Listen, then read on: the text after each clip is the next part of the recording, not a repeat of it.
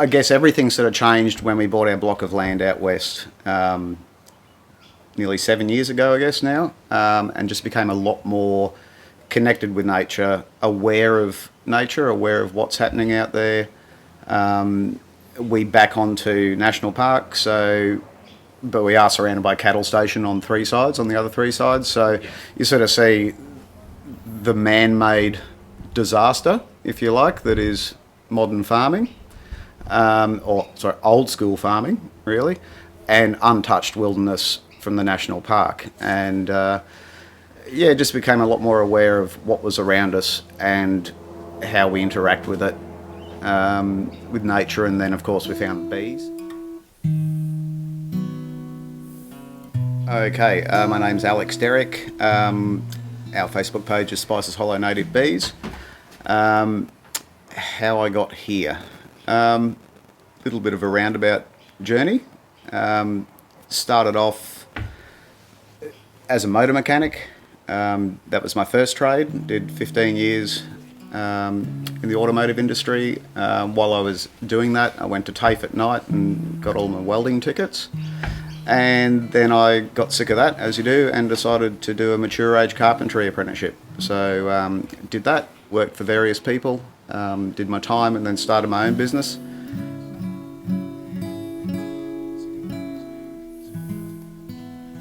Not so much a hobby farm. It's not that sort of land where we had no intention of ever running any livestock.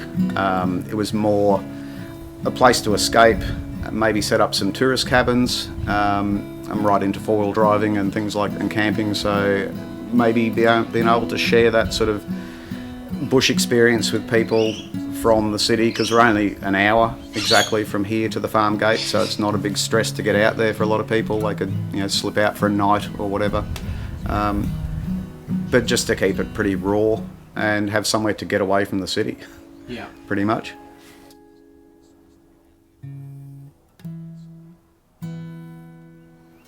I think it's pretty stuck in its ways, but I think it is changing slowly, and that's, I think, people's attitude to everything from boxes to accessories to how they propagate their bees to how they harvest honey. I think everything is slowly evolving, and it's never going to change overnight, and nothing ever does. But I think, it's getting there, and there's a lot more younger people get into it as well. They're looking for alternatives. I think a lot of people get emotionally hijacked by, they see bees in the wild in a tree, so they automatically equate timber with bees. Bees must be in timber, and I think there are better ways out there to do things. But people say, oh, well, timber's sustainable. If I'm buying timber from a mill, well, that, yes and no. Yes, it's sort of sustainable, but where that timber was grown in a plantation used to be virgin bushland full of diversity, and now it's a monoculture. So yes, it's a sustainable product in that it can be grown and harvested and regrown, but I would rather see 500 acres of virgin bush than 500 acres of monoculture to sustain the building industry, and further down the line, people buying timber to make native beehives from, or beehives in general. Yeah, that's a really good point. It's just one of those things you observe when you out on our land as well. You see all the farmers, they've culled every single tree that's not an ironbark, and only because the ironbarks are useful for fencing. So you end up with a monoculture of ironbarks and very little diversity. So it's just one of those things. I'm really big into diversity because a monoculture is good for nothing. I'd really like to see honey developed, and the propolis and the medicinal properties of both of those. I'm sure there's probably hundreds of products that can be manufactured from both of those two main products, the propolis and honey. But I'd also like to see a lot of people propagating hives just to increase bee numbers. Just get as many bee numbers as you can. Just ramp it right up, and that's why we try and propagate everything safely and efficiently and quickly with no losses. It really annoys me when people lose a hive and they shrug their shoulders and go, "Well, that's a bit of bad luck." There's no luck about it as far as I'm concerned. You can propagate 100% safely. Any hive lost is to me is not acceptable. So with your making, which we'll look at later, Yeah. you've really designed a hive that you think suits the stingless bees, in that the bees can potentially live in the same hive for 100 years or more if they're undisturbed. Yeah, I think so, mate. Yeah, I don't think the material, the longevity of the material that the boxes are made of, certainly suitable. I mean, timber by nature wants to return to the earth, and nothing will ever last forever. But the artificial products, if you want to call it that, the foam PVC and the fibre cement and the foam, they're going to outlast timber. So, yeah, I mean, I try and build everything with at least 30 or 40 years trying to think down the track, but only time will tell. And for people to not even try and do something different, that's I think that's the real issue in the industry at the moment, is no one's even trying to do anything different. They're following down the same path continually and getting the same results too. I might say, they'll make a two-piece box and they'll split it and they'll get pests and it'll die, or they'll make it out of timber that's too thin and it'll get too hot and bees will die, or it's too, it's the same thing over and over and over again. And when if you do a root cause analysis on the actual problem, it comes back to the box. So we've gone a completely different way and made a box that is bulletproof, I think. So, yeah, cool. And that's where I think the industry is letting itself down, as no one is developing anything. I mean, Bob Luttrell's done his honey frames, which are great. I'm trying to get there with the mounting brackets and things like that, so people can mount their hives safely and securely. And yeah, it's baby steps, but there's a lot of resistance out there to anything that's alternative. Yeah. And it's not the right attitude to have, as far as I'm concerned. Because if no one tries anything collectively as an industry or a group, a hobby, whatever, we don't learn anything.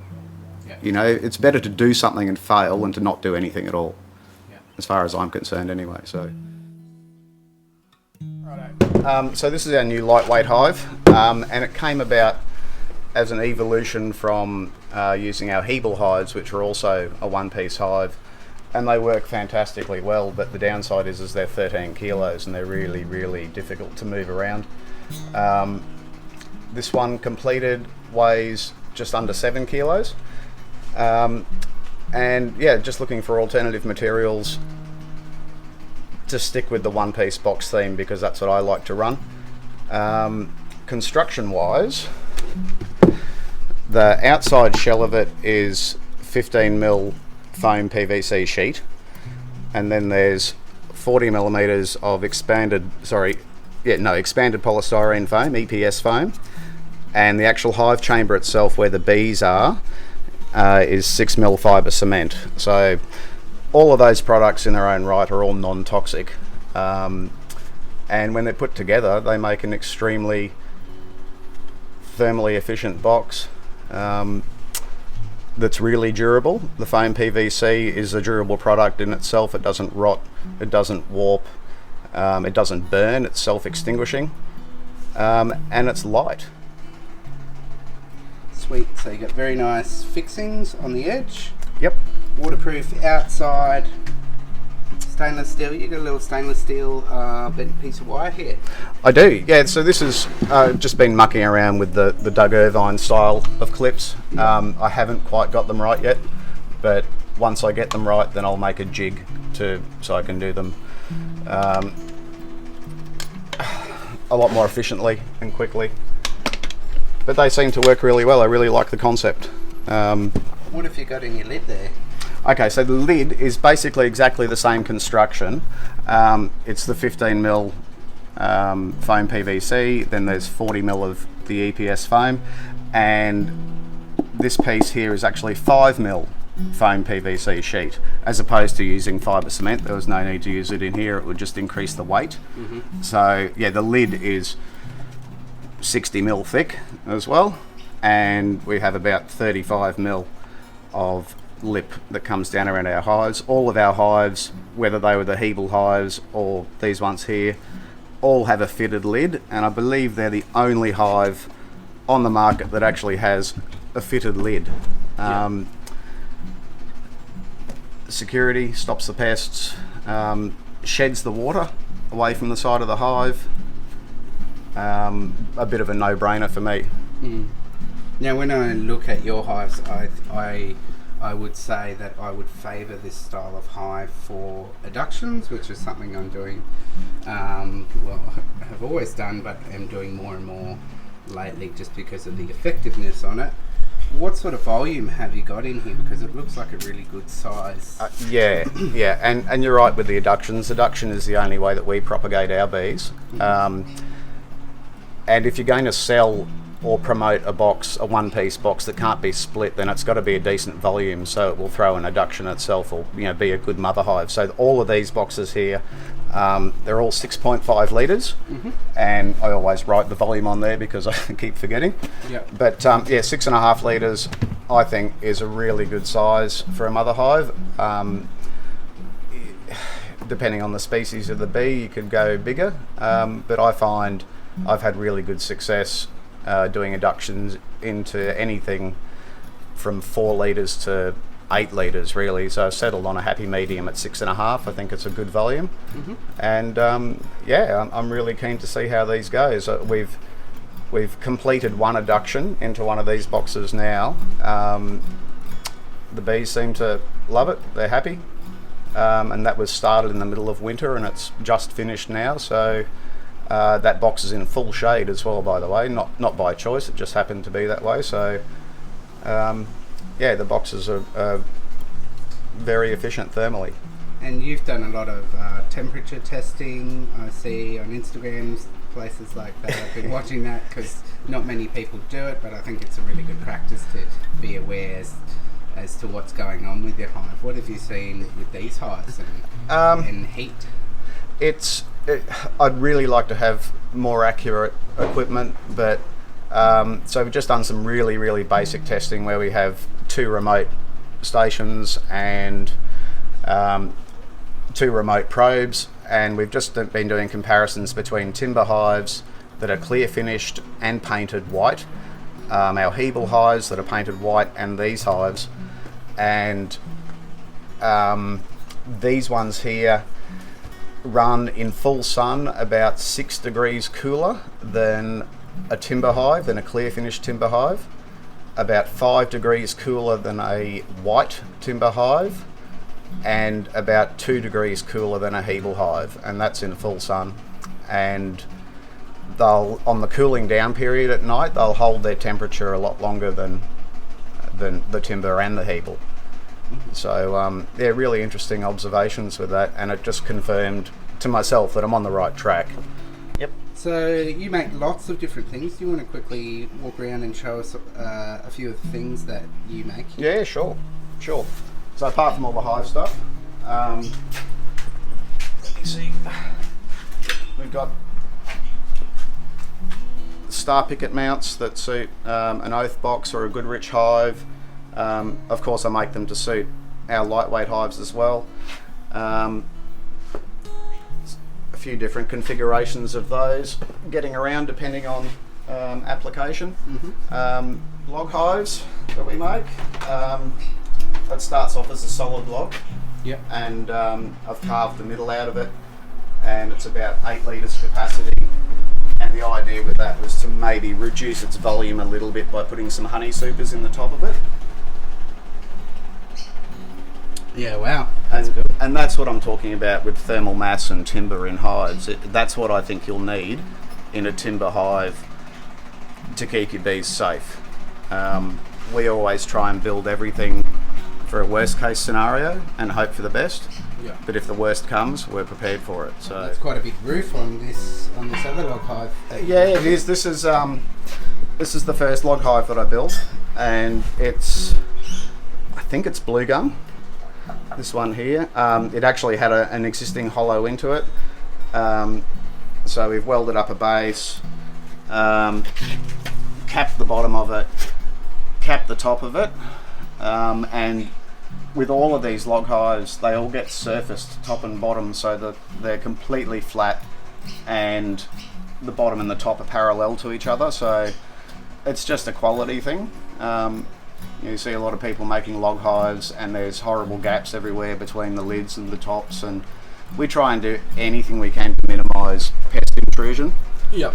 And You really have. well, A forage fly is not going to go into that bottom joint, which is quite impressive. no. Well, I mean, we've never had a pest attack on any of our hives, let alone lose a hive to pests. So we've never lost a hive full stop. Wow, that's impressive. To heat, cold, pests, anything. We just don't have issues with anything. So I think there's a bit of a message in it.